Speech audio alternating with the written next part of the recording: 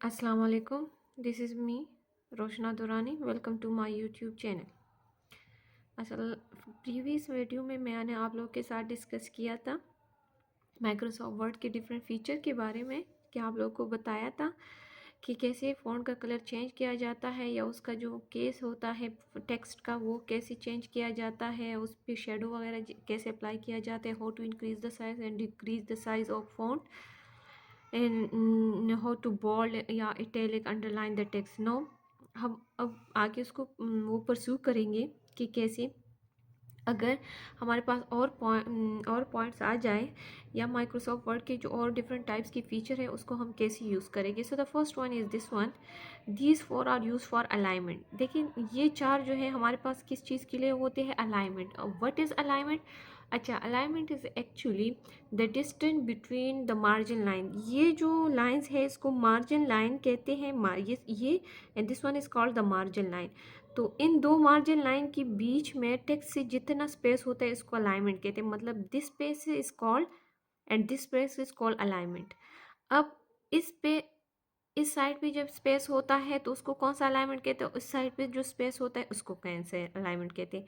अब आप लोग देखिए कि जो हमारे पास टेक्स्ट है तो ये वाला जो ऑप्शन है ये ऑलरेडी हमारे पास मतलब एक्टिव है। एक्टिव का मतलब ये है कि ये सेलेक्ट है। क्यों?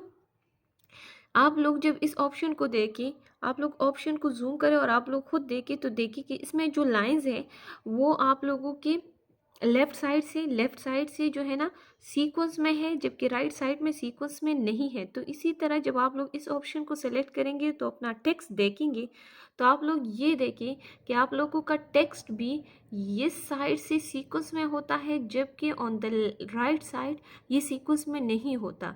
अब अगर इस टेक्स्ट को मैं सेलेक्ट करूं, क्योंकि ऑलरेडी आप लोग के साथ डिस्कस मैं कर चुकी हूँ कि जब तक आप लोगों ने टेक्स्ट को सेलेक्ट नहीं किया होता तब तक आप लोग कोई भी उस पर फीचर अप्लाई नहीं कर सकते। सो फर्स्ट, अब आप लोग को शायद इस बात का पता चल गया होगा कि हम जो है ना टेक्स्ट को किस शॉर्टकट की से सेलेक्ट करते हैं।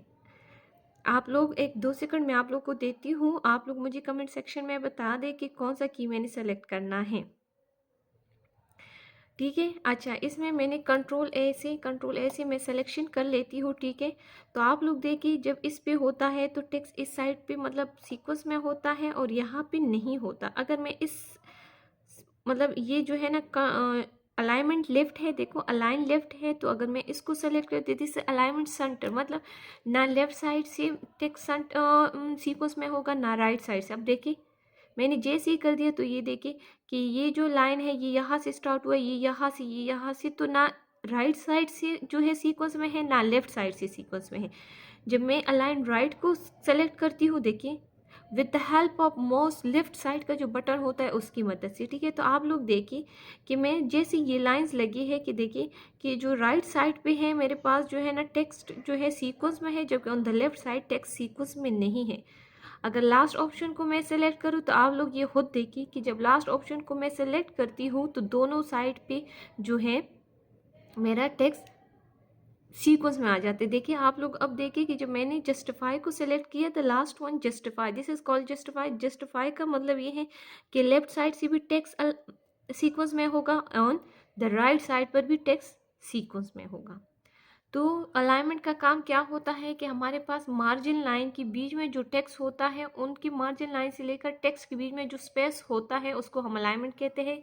कि the distance between the margin line from either left और राइट इज कॉल्ड अलाइनमेंट। सही है।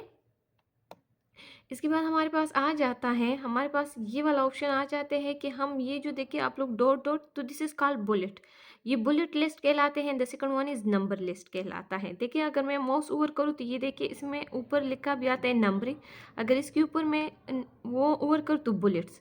तो बुलेट्स और नंबरिंग हम कब यूज़ करेंगे ये बात मैं आप लोग को बताऊंगी कि हमने बुलेट और नंबरिंग लिस्ट को कब यूज़ करना है। मैं थोड़ा नीचे जाती हूँ, यहाँ जो स्पेस है इस पर आ जाती हूँ। बुलेट्स हम तब यूज़ करते हैं जैसे लेट सपोज मैं कहती हूँ कि मैंने पाकिस्तान की कितनी सिटीज़ का विज़िट किया है। तो मुझे उसके लिए सीक्वेंस की ज़रूरत नहीं होती कि अगर मैं कहूँ कि मैं इस्लामाबाद गई हूँ, कराची गई हूँ, पेशावर गई हूँ, क्वेटा गई हूँ, तो इसके लिए हमारे पास लिस्ट की ज़रूरत नहीं है, मतलब सीक्वेंस की ज़रूरत नहीं है। मैं किसी को भी रैंडमली बता सकती हूँ। तो जो चीज़ रैंडमली बतानी पड़े उसके लिए हम बुलेट्स यूज़ करते हैं। लेकिन नंबरिंग हम तब यूज़ करते हैं जब हमने किसी चीज़ को ऑर्डर में बताना होता है। जैसे लेट्स सपोज मैं किसी घर में इंटर होती हूँ, तो सबसे पहले मैंने इंटर होना होता है गेट से। ये तो नहीं कि डायरेक्ट मैं रूम में इंटर हो जाऊँ।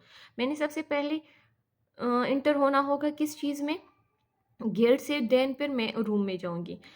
दूसरा एग्जांपल मैं ये देती हूँ कि when you open the computer, तो सबसे पहले आप लोगों ने क्या करना है कि आप लोगों ने स्विच को कनेक्ट करना होता है, ठीक है। फिर उसके बाद आप लोगों ने सीपीयू का बटन प्रेस करना होता है and then the monitor button. फिर आप लोग जब वो ओपन हो जाता है तो you can enter the password. अगर पासवर्ड आप लोगों ने लगाया होता है तो इसी तरह मतलब स्टेप बाय स्टेप जो काम किया जाता है उसके लिए हम नंबरिंग यूज़ करते हैं। और जिस चीज़ में नंबरिंग की ज़रूरत ना हो, जिस चीज़ में नंबरिंग, तो उसके लिए हम बुलेट्स यूज़ करते हैं। जैसे मैं कहती हूँ, इधर मैं लिख देती हूँ पिशावर, PESHAWAR, पिशावर। फिर मैं लिख लेती हूँ मरी, मरी। The other is Karachi, Karachi. फिर लाहौर। सही है। तो मैंने ये देख लिखे। अब जो है ये मैंने 4 ऑप्शन में लिख दी। इसको थोड़ा अट्रैक्टिव बनाने के लिए मैं इस पर बुलेट्स अप्लाई करूँगी। बुलेट्स क्यों अप्लाई करूँगी? क्योंकि मुझे पता है अगर मैं इस पेशावर को लास्ट में लिखूँ या लाहौर को फर्स्ट पे लिखूँ, इस पर कोई असर नहीं पड़ता। मतलब ये हमारे पास इसका सीक्वेंस ज़रूरी नहीं है। इसके साथ छोटा सा एरो है, इस एरो पे आप लोग माउस के लेफ्ट साइड बटन से क्लिक करेंगे तो आप लोग देखिए नन का मतलब ये है कि इधर कोई नहीं है। अगर आप लोग ये वाला सेलेक्ट करना चाहते हैं तो देखिए ये हो जाता है। फिर ये जो एम्प्टी सर्कल होता है, फिर स्क्वायर, ये कुछ और आप लोग के पास सिंबल्स होते हैं। जो जो सिंबल आप लोग सेलेक्ट करना चाहते हैं तो आप लोग यहाँ से सेलेक्ट कर सकते हैं। जो कि मुझे अभी हम ज़्यादातर जब यूज़ कर रहे हैं इसके लिए मुझे थोड़ा अट्रैक्टिव यही लग रहा है, तो I am selecting this one. Mouse की लेफ्ट साइड के बटन से आप लोग जैसे ही लेफ्ट बटन को क्लिक करेंगे तो आप लोग के पास ये वाला आ जाएगा, ठीक है। तो इसी तरीके से हम जो है ना बुलेट लिस्ट को यूज़ कर सकते हैं। अब इंटर में कर लेती हूँ। देखिए ये मैंने गलती से इंटर कर दिया, चूँकि वो कराची की बात था तो इंटर हो गया। तो फिर मैंने बैक स्पेस से वापस लेके आई हूँ कि नहीं, मुझे इसके बीच में इंटर का बटन नहीं चाहिए।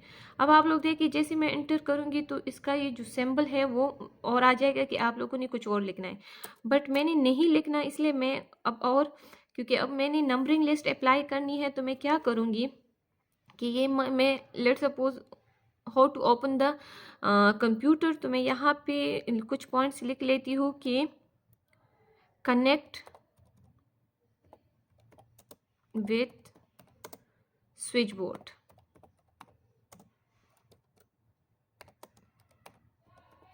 Then open CPU, then the other point is open या क्या कहते हैं, press the button of CPU, open monitor, then enter your password,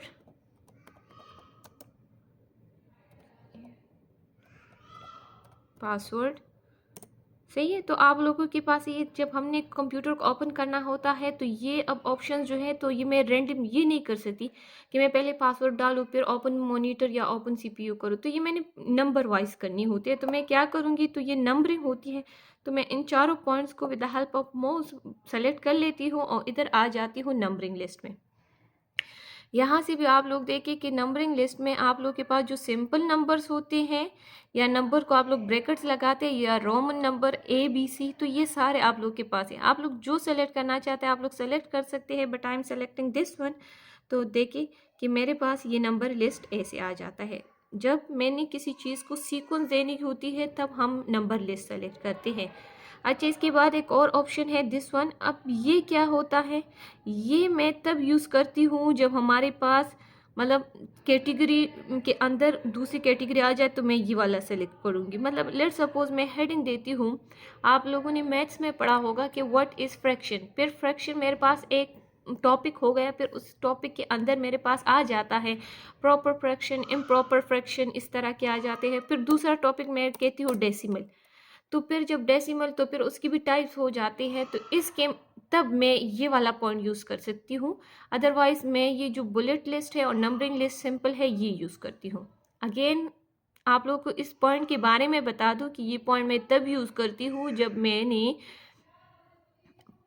topics के अंदर टॉपिक होते हैं, मतलब सब टॉपिक होते हैं, उसके लिए मैं ये वाला पॉइंट यूज़ करती हूँ। ठीक है, तो ये जो मैंने आज आप लोग के साथ डिस्कस किया है अलाइनमेंट और numbering list and bullet list, सही है। और जो बुलेट नंबरिंग लिस्ट होता है मतलब जिसकी सब कैटेगरी होती है वो कब यूज़ करते हैं, इनके बारे में आप लोग को बता दिया। आई थिंक आज के लिए ये इनफ है। इंशाल्लाह नेक्स्ट वीडियो में आप लोग के साथ मैं और पॉइंट डिस्कस करूँगी। और आप लोग के एक इंटरेस्टिंग बात बता दूं कि जिस तरह आप लोग जो है ना कोई आइकन बनाते हैं, लोगो बनाते हैं, या आप लोगों ने सीवी बनानी होती है, तो आप लोग उसके लिए फ़ोटोशॉप या ये चीज़ें यूज़ करते हैं। तो आप लोग को एक बात बता दूं कि अगर आप लोग माइक्रोसॉफ्ट वर्ड अच्छे तरीके से सीख लिए तो आप लोग ये सारी चीज़ें माइक्रोसॉफ्ट वर्ड में बना सकते हैं। क्योंकि मैं अभी जो अपनी यूट्यूब का जितना भी सारा काम कर रही हूँ जस्ट माइक्रोसॉफ्ट वर्ड में कर रही हूँ। मैं उसके लिए कोई फ़ोटोशॉप कोई दूसरा ऐप यूज़ नहीं करी।